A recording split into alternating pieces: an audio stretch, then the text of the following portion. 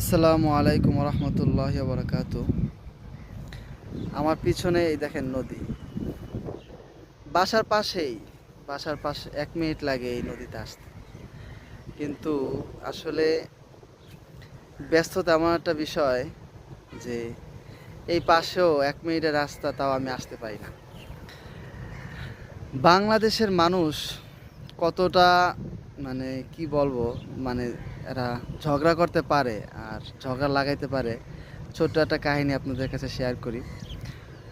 এক মহিলা এক তরকারিওয়ালার কাছ থেকে সবসময় মানে একটু কমে জিনিসপাতি ক্রয় করে। তো এজন্য আর এক মহিলা বাসার পাশে ওনাকে পুরো এলাকার ভিতরে অপবাদ দিয়ে দিছে এই লোকের সাথে ওনার প্রেম আছে, এই জন্য ওনার কাছে তরকারি টাকা কম রাখে। এটা নিয়ে আজকে সেই দিয়ে যখন নামতেছিলেন নিচতলা